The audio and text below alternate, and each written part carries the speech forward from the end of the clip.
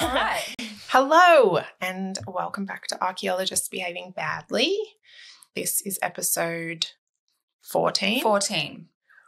And we're doing curses.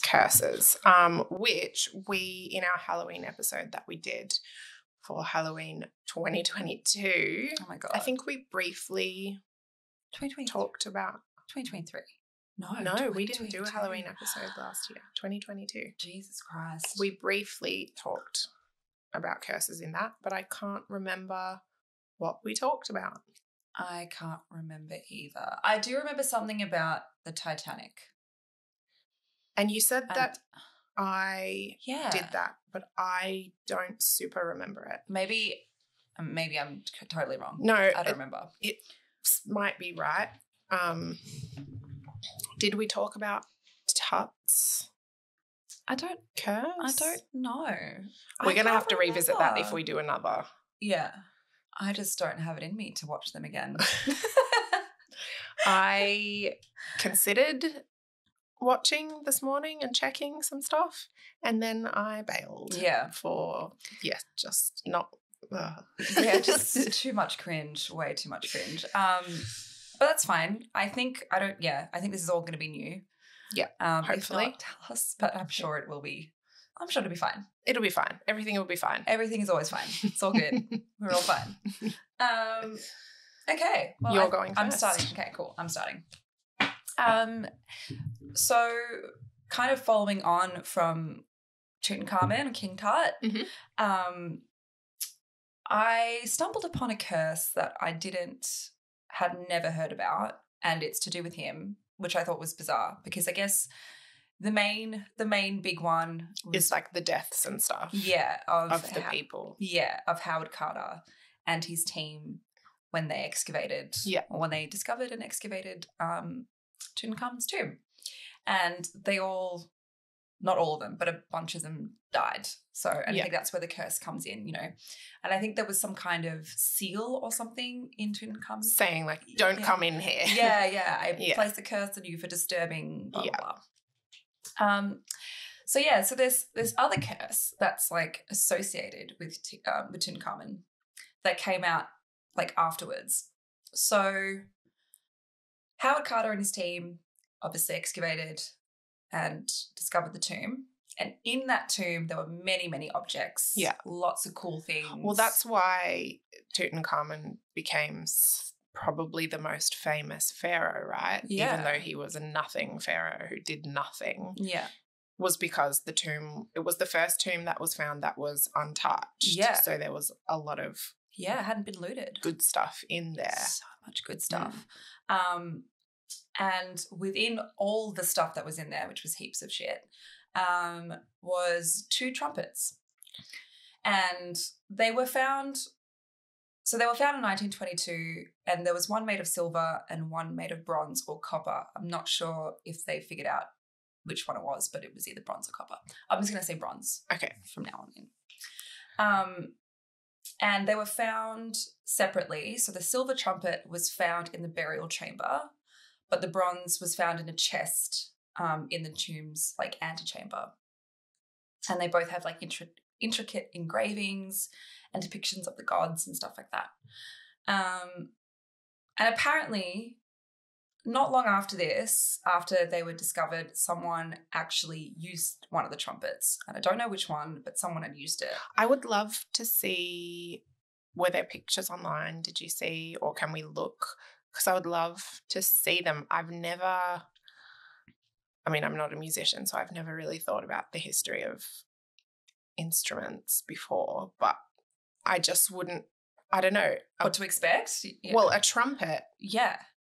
I wouldn't have thought that would be found in a so 4,000-year-old so they think Egyptian. They think that they're war trumpets. Okay. So they were like used during battle or on the way into battle or warfare or something. But I think that's the general consensus. But they just look like flutes, like fluted trumpet things. Cool. Yeah. So apparently someone used it, one of them, don't know which one. And at that same time... You would though, wouldn't you? Yeah, like, I mean, you'd be so tempted, right? You'd just be like, but what if I just, you know... and at the exact same time, there was total blackout in Cairo. Now, this was also 1922 or around that time. They probably had a few blackouts. I'm sure that was a common thing. Yeah. So this part blew my mind. I didn't know about it, and I can't believe I didn't know about it. But for years later after this, for some ridiculous reason, it was agreed upon that the trumpets were to be used and played on, like, live radio. And on the 16th of April, the BBC broadcasted the sound of one of the trumpets. I wonder if there's... There is. There is. It's crazy. And it was played by a bandsman named James Tappan of Prince Albert's own 11th Royal Hussars Regiment. During the rehearsal, the silver trumpet shattered into many pieces. That's awkward. And Alfred Lucas, who was part of the Howard Carter's team, who actually restored the trumpets when they were first excavated, was so distressed he was actually taken to hospital because he was just... Poor baby. Just absolutely mortified by... How would it shatter? I mean... Well, it's old, obviously. Old as fuck, and it must have just been so... I don't know, fragile, honestly. And it needed restoration, but they looked pretty intact, so... Anyway, so 3 notes were produced from the trumpet before it shattered. The first one was really poor quality. The second was a normal tone. And then the third, he had put too much pressure. And that's why. When it shattered. That's very awkward. So this is actually played on the radio. It's insane. And it was rumoured that 5 minutes before the recording was about to happen, the museum in Cairo went into blackout and the recording had to be done in candlelight. So there was this like I don't know, people were thinking that maybe it was cursed. Yeah, 2 blackouts. So then years later, I couldn't find a lot of information on this, but like a couple of places had recorded this or had documented this. But years later, staff at the Egyptian Museum reportedly blew into the trumpets on multiple occasions, like while it was Everyone's just secretly playing these fucking trumpets. But apparently one of them was coincidentally just before the 1967 Arab-Israeli war. I think it was within days of that. The second time after that was the 1991. Oh yeah, also forgot to mention when it was played on the BBC, it was in 1939, 4 months before World War II started. Okay. That was probably a major part there. Should have probably mentioned that before. But yeah, so that like, okay, so you play it and then suddenly there's a fucking World War II's happening. And then, yeah, in 1967 they played it and the Arab-Israeli war happened. And then again in 1991, the Gulf War. So apparently. But then again, we don't know who these people were who played these trumpets. And we don't know how, like, sure that happened. But yeah. Never heard of them. Never heard of them before. But you can listen to it. I'm going to. I wonder if we can play it. We'll play it. On the video. Yeah, we'll play it on the video. I saw something that it sounded horrendous. That it was very horrendous sound, as you can imagine. But I think it was only the silver trumpet. I don't know. They don't specify. Well, maybe once the silver one shattered, they were like, we're not doing this one anymore. Stop. Or maybe they restored it to the point where it was like, okay, so intact that maybe you could. I don't know. But also, I do get it. I do get why you would feel the incessant need to want to play it. But also, the way that they just allowed that to just be played on the BBC radio, just without any qualms about it or whatsoever. The early 20th century. I know, right? I just thought that was wild. And that, so like obviously just no one do that again because we don't need another war. There's plenty of them happening. There's enough. Maybe someone's been secretly playing it. Maybe. Yeah, what's happening? What's happening over there? I don't know where they're housed at the moment. I assume they're still at the... I think they might be travelling with the... Because Tutankhamun's stuff is on tour, right? I have a feeling it's a part of that. It's actually coming to Melbourne. I was wondering, had it been recently or it's coming soon? Tickets. I feel, oh, cool. Yeah. I feel like I'd seen something written about it somewhere. I'm pretty sure I've got spare tickets. You just come with me. That sounds good. Yeah, I'm pretty sure it's like June, July. But yeah, I have a feeling it's also within the same like collection. So maybe we'll have to, if we see it, we have to like, I don't know, do a little story about it. Definitely. Okay, so my next one is about a curse to do with a Polish king. Okay, I know nothing about Polish kings. I know nothing about Polish kings too. This was interesting actually because it kind of ties in with Tutankhamun in a way. So Casimir IV was a member of the... Now this is always an issue, like saying names from other places. Don't know. Jagiellonian dynasty. Okay, terrible. He was also the Grand Duke of Lithuania from 1440 and became the King of Poland from 1447. Okay, so it's a long time ago. Until his death in 1492, and he had married Elizabeth of Austria in 1454. And so when they were interred together. From 1972 to 1973, the cathedral authorities undertook work to renovate the Holy Cross Chapel where they were interred. Mm-hmm. And they even had to get permission from the Archbishop of Krakow, who later became Pope John Paul II. So they had permission from who would be the Pope, to actually go in there and just make sure that everything was renovated correctly and that everything was all fine. So they opened up the tomb and they were there, Casimir and Elizabeth, and their initial aim was to examine the contents of the tomb in order to assess how best to renovate it, as one would. Yep. It was carried out. Once it had been completed, they were reinterred in a ceremony held in the cathedral in 1973, which I think is a little bit cute. Yeah. I like how they do that. Well, it's like another... not just shove them back in there. It's like a ceremony. Yeah. In the following months, however, the members of the conservation team began to die prematurely and unexpectedly. I'm not going to say all the names, but... Okay, Felix died April 1974. Stefan died June 1974. Casimirias died in August 1974.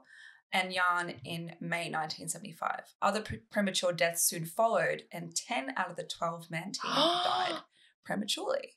That's wild. That's wild. 10. Can you imagine if just your whole crew of a job? And you all just start dying like crazy. 10 out of the 12. It's a lot of people.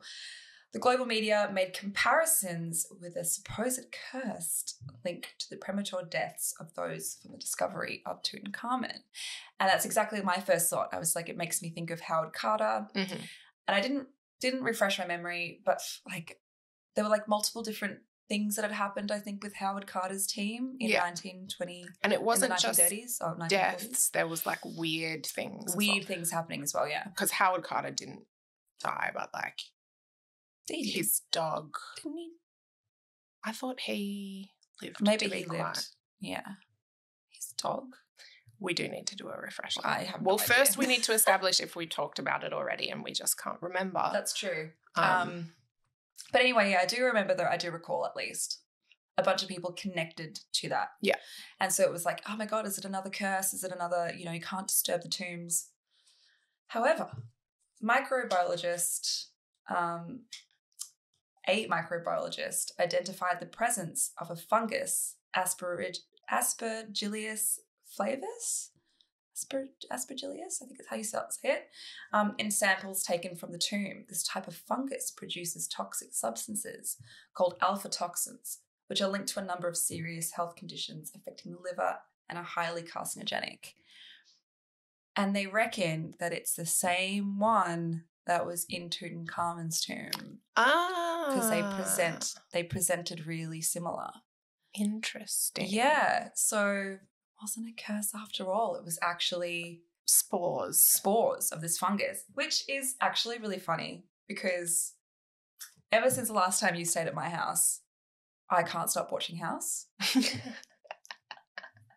We played House and now we watch it all the time. And it's funny because there's been a couple of times where that's been like the mysterious like cause of something, and it's been this like fungus, and so it's funny. I was like, oh yeah, I know all about that.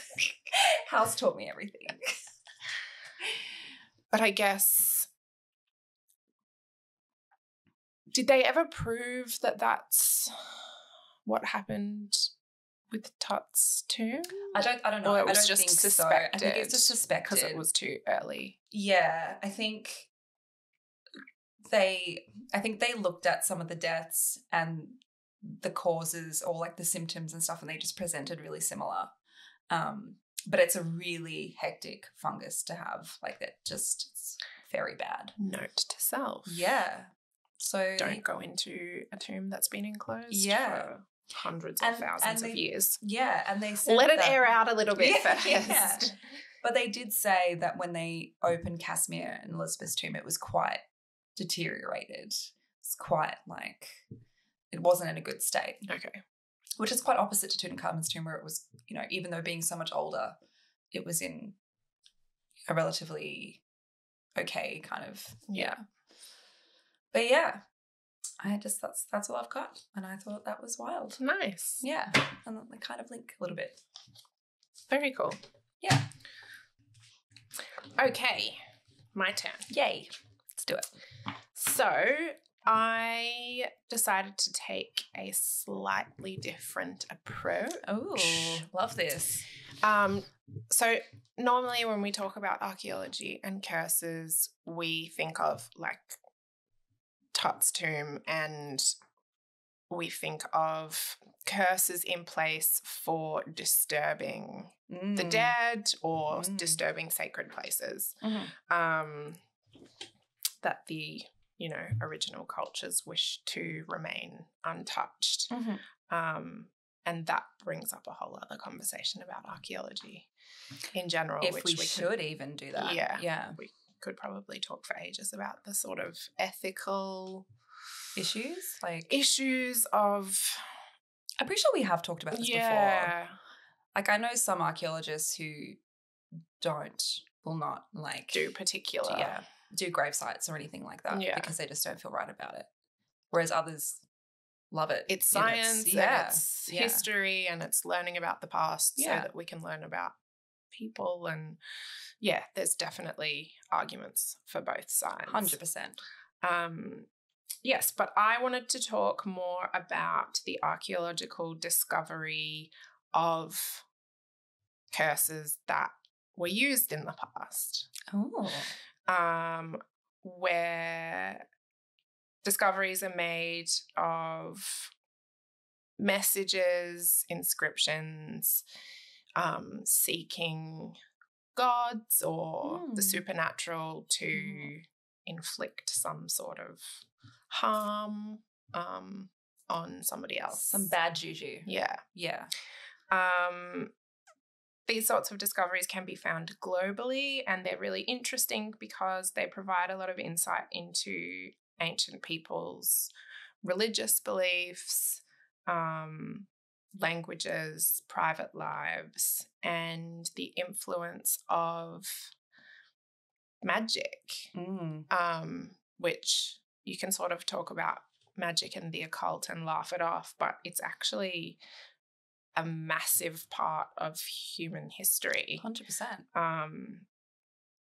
Humans have been doing ritualistic magic practices for thousands of years. 100%. And they believed in it. Yeah. And that like shaped the way that they went about their lives and viewed where they went after life. Yeah. And it's crazy. Yeah. Like it's a huge part of humanity. Yeah.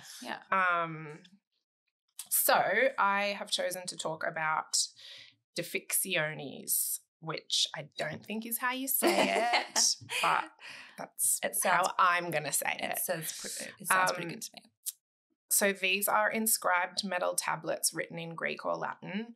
They were like a common part of sort of the Greco-Roman world, used to influence people against their will. Just casually. Yeah. I love that. So many ancient writing materials have deteriorated over time. So we've lost, like, obviously we have a lot, but we've lost a lot as well. Types of paper or wood or whatever. Especially organic material. Yeah. Deficciones are small sheets of lead alloy, so they're really well preserved.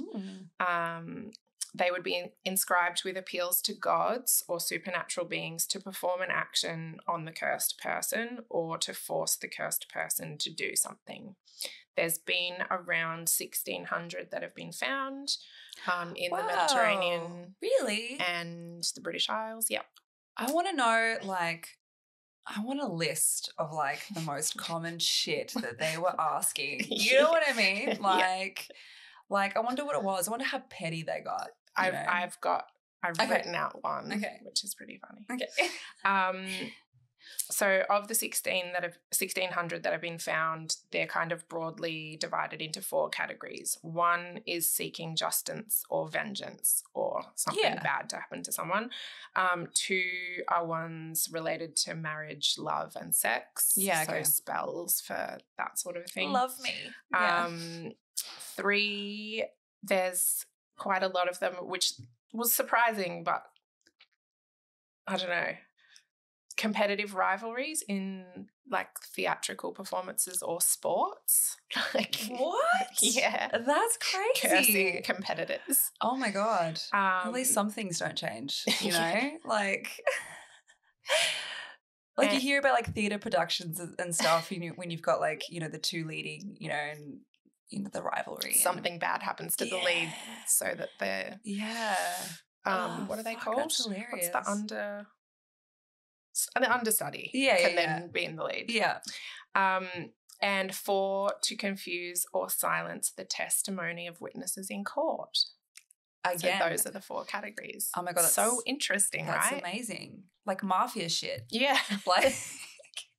Mafia with a bit of magic. With a bit of magic. Instead of asking the mafia to do it, you just ask, you know, your gods to...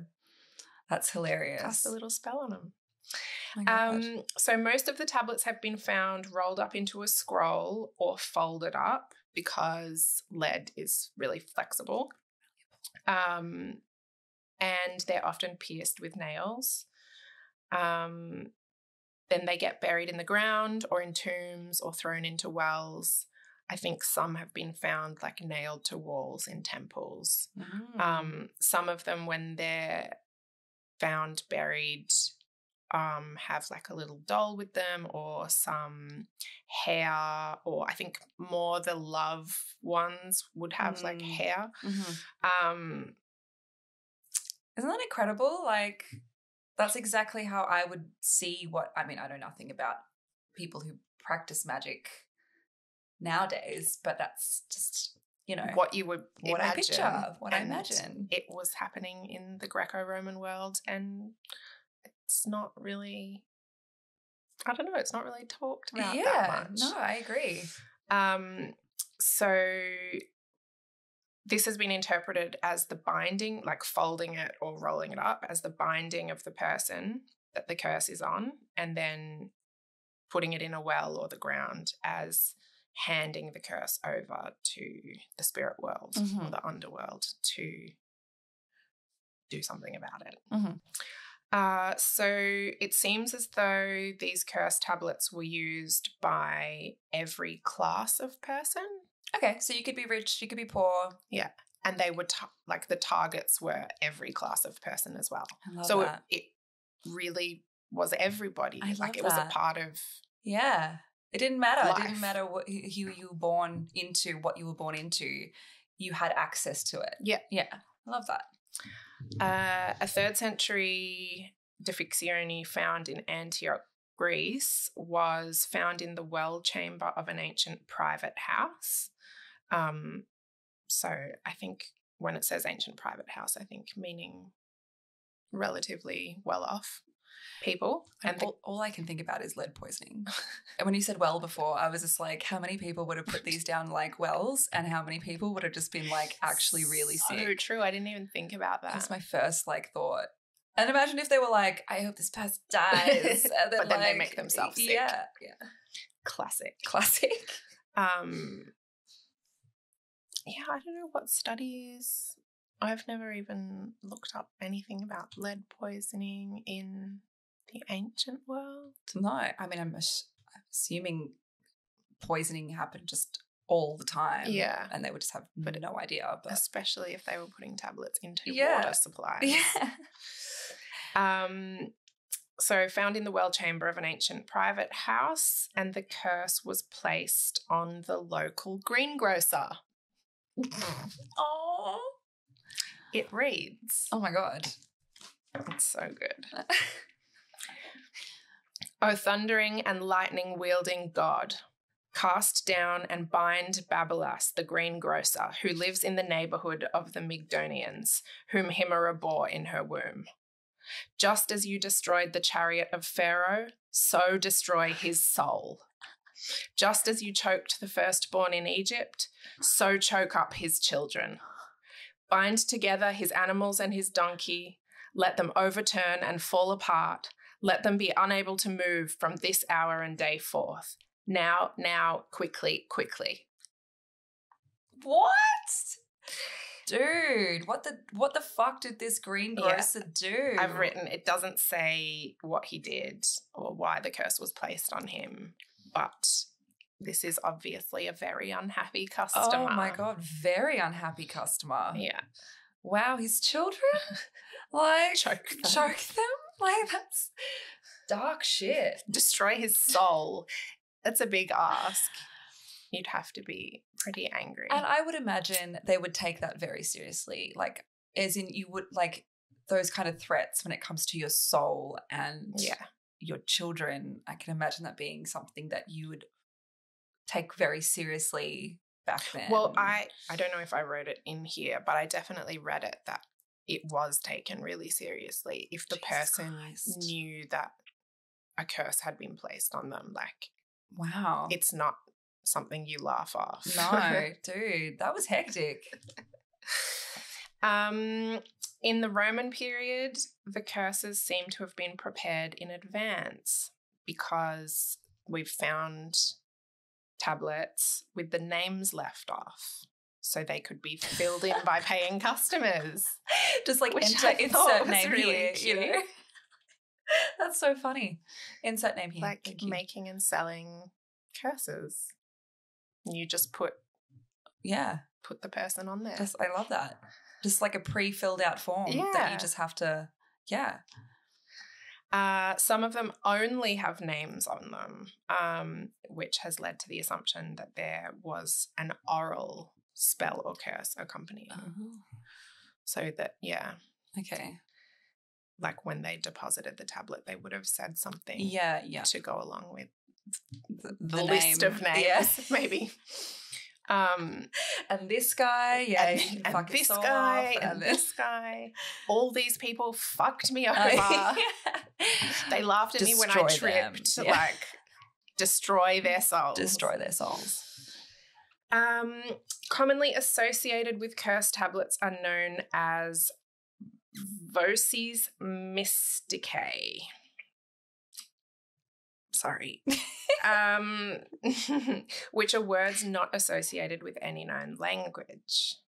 So lots of them had like gibberish words written on them.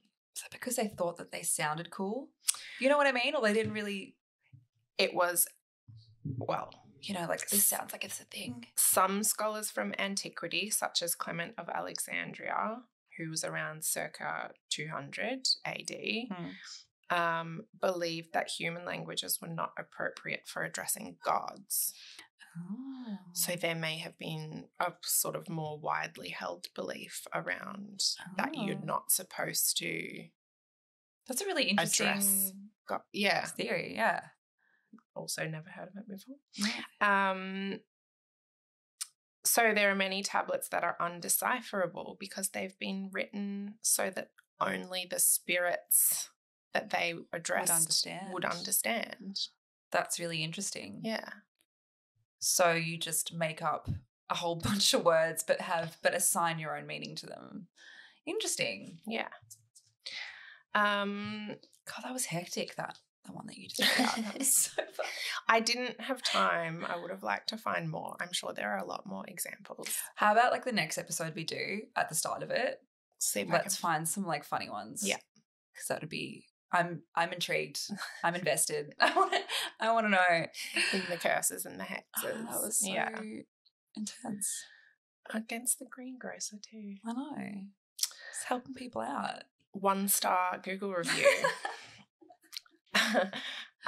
Some historians have compared the tablets to modern swearing, arguing that they were produced in a fit of anger or envy or obsession. And I've written, so it's kind of like sending a drunk or emotionally reactive text, or posting something on your story, or tweeting something that you later have to remove. Oh my God, it's a drunk text. Yeah. Oh my God, that's what it is. That's the best. That's hilarious. And then be like... Or like a drunk story. And I take it back. Delete. When research first began on the tablets, which I think was like mid to late 19th century, there was a lot of doubt that the artifacts actually came from ancient Greek society. I guess because of the gibberish? Maybe because of the gibberish, maybe because it was not a civilized thing to do. Oh, maybe. I don't know. It's interesting. But in the early 20th century, one of the first people to study magic and superstition in ancient Greece was a guy named E.R. Dodds. And he was a professor at Oxford. And since then, it's been like really well established that magic and superstition were a part of life. 100%. And I mean, like every culture, pretty much. Every single culture, you could demonstrate that it was a magic and superstition and I'm sure plenty of people study it, but kind of the world of the occult historically and with ancient cultures would be really interesting to look into. Would be fascinating. It's actually really cool. Yeah. Makes me want to look up more about it. Yeah. Very cool. Yeah, that was all I had. Okay, well, that's what we're going to do next episode. We'll find some more funny... I want to find some funny ones. Defixioni, if that's how you say it. Curses. That's how we say it now. Cool. Yeah. There you go. So I'm sure there's probably room to do a curses part 3 at some point. If anyone knows of any cool curses, let us know. Or any topics in general as well. I think we have the next couple lined up, but we always want ideas. Yeah, and just to hear from you guys as well, just in general. If you love us, if you hate us, don't tell us if you hate us. No, it's mean. We don't like to be mean. Anyway, amazing. Great. Another one done. Easy. That was a bit of a shorter one today, but yeah, it'll do. And we'll see you next time. Thanks. Bye. Bye.